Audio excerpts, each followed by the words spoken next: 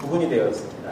이게 지금 뭘지 의아하시죠? 이건 좀 이따 제가 뒤에 가서 한번 말씀을 드리도록 하겠고요. 자연계 같은 경우에도 쭉 분포 점수를 보시면 아시겠습니다만은 상당히 조밀하게 분포되어 있습니다. 서울대 공학계열보다 연세대학교 생명공학과의 정시 수능 점수가 약간 더 높은 걸로 사실 작년 자료에 나왔는데, 이거는 매년 약간씩 업치가 되시다 하는 부분입니다만, 아마 최근에 뭐 의학전문대학원에는 인원 많이 줄었죠. 또 약대 전환되었지 않습니까? 그러다 보니까 화학 분야, 생명공학 분야 학과들의 점수가 자연계대 학과들 중에서는 가장 높습니다. 그러다 보니 이런 현상이 이제 발생하게 될 것이고요. 이제 주요 대학 수시 모집 유형별 분류, 그 다음에 모집 인원이 어떻게 되는지를 간단하게 살펴보고 가겠습니다. 여러분 보고 계신 자료 7페이지. 지금 제가 이 표를 약간 사실 조금 조정을 했습니다. 그 위에 보시면은 원래 서울대가 거기에는 들어있죠. 근데 여기서는 지금 서울대를 뺐습니다. 서울대가 작년에부터 수시 특기자 전형에서 논술 전형을 폐지됐습니다. 그러면서 학생 중심 전형으로 유형이 조사가 되다 보니까 수치에 조금 이상한 오차가 생기게 돼서 일단 그걸 제외시킨 상태에서 중상고 대학교 중심으로 보여드리도록 하겠습니다. 연고, 성서, 이한중 들어있는데요. 일단 전형 유형은 논술 중심으로 가게 되는 논술형 유형. 논술형은 일반적으로 논술 플러스 학생부 교과 성적 플러스 수능 최저학력 기준 또는 우선 선발 기준을 적용을 해서 뽑게 되는 전형입니다. 여기서 말하는 학생부형 전형이라는 것은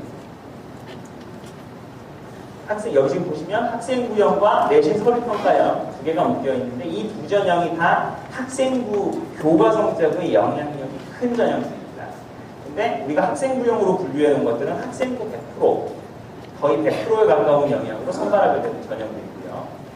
내신 플러스 서류평가형이 사실 대부분의 학업 부수자 전형이고요. 자기소개서가 포함되게 되고 그 다음에 면접이 포함되게 되는 형태입니다. 그럼 창의형이라고 구분되어 있는 것은 이 창의형 입학사정관 전형들은 아직 등장한 지 얼마 되지 않았습니다. 고작 한 1, 2년 정도.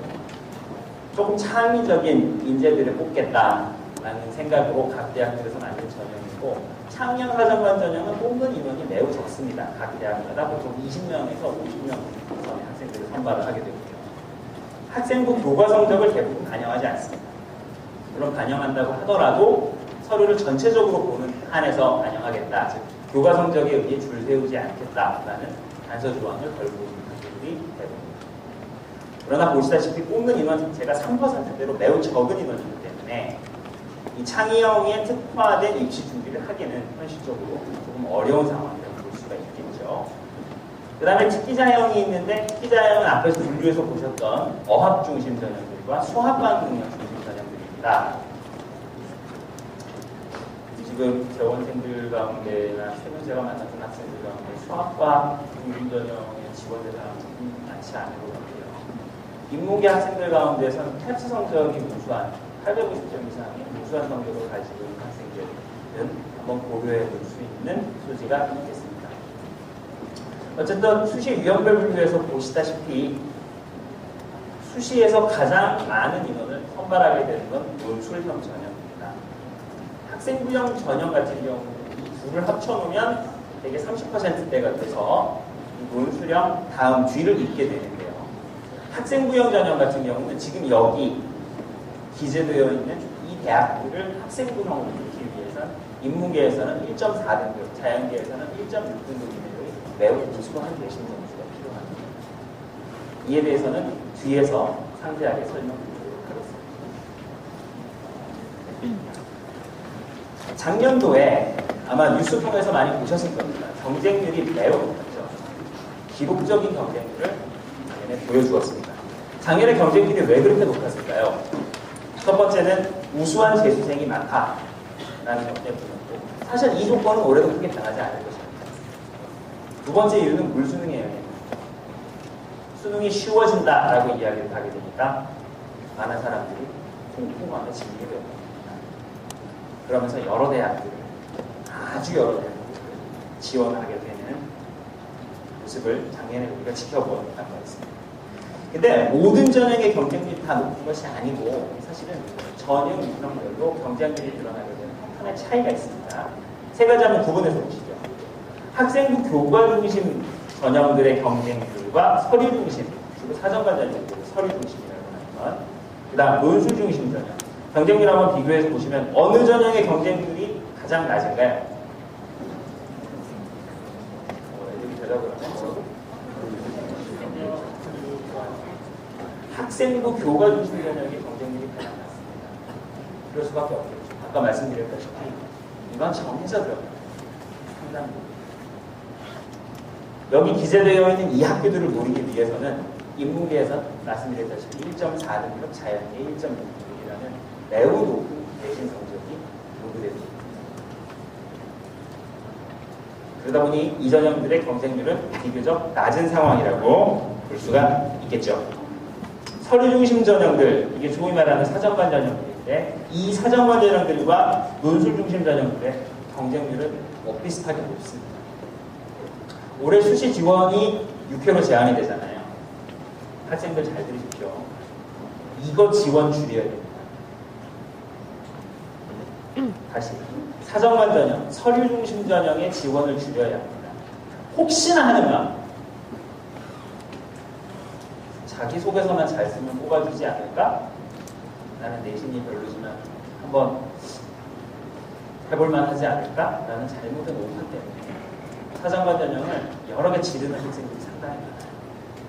여러분, 사정관 전형을 지르게 되는 것은 두 가지로 마이너스입니다. 첫째는 수시 지원치, 기회 자체를 까먹게 되니까 마이너스고, 두 번째는 자기소개서나 포트폴리오 등을 준비하게 되면 굉장히 많은 시간과 에너지가 소모돼요. 이거 준비하다가 여러분 수능이 떨어집니다. 사정관 전형 같은 경우는 확실하게 믿을 만한 요소가 있는 학생들, 의 경우에 저나 또 학교 선생님들 충분한 상담을 거쳐서 합격 가능성이 있다고 판단될 때에만 지원을 하도록 하는 게 중요하겠습니다. 논술 중심 전형 경쟁률 굉장히 높았죠. 기록적이었습니다, 작년에. 그런데 논술 전형의 경쟁률에는 항상 허수가 쏟았습니다. 말씀드렸다시피 논술에는 최저학력 기준이라는 것이 적용되기 때문이죠. 성균관대 수능 고사 후 이틀 후에 논술고사를 시행하게 되면 성균관대의 경우 내년 인문계 결시율이 45%에서 55%로 왔다 갔다 합니다. 결시율. 물론 수능 보고 망쳐서 최저 안 되겠다 싶으니까 안 보내도 대부분일 거고요.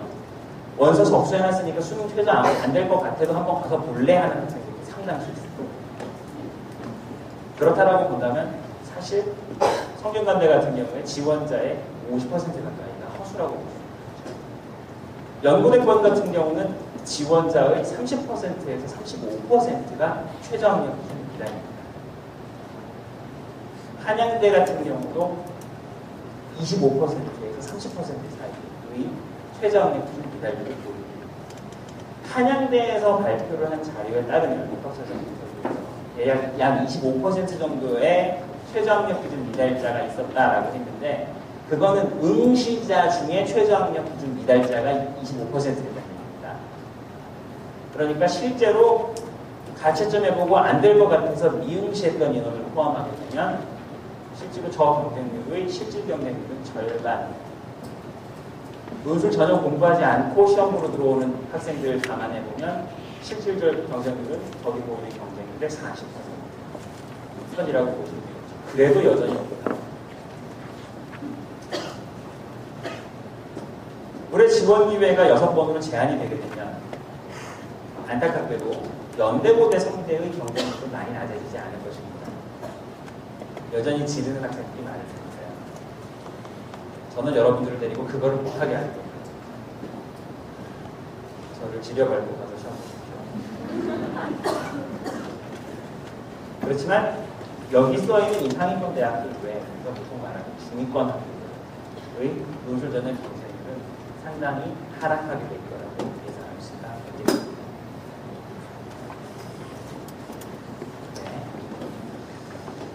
지금부터는 수시 합격 내비게이션 10퀴즈. 지금까지는 그냥 서론이었고요. 여기서부터가 진짜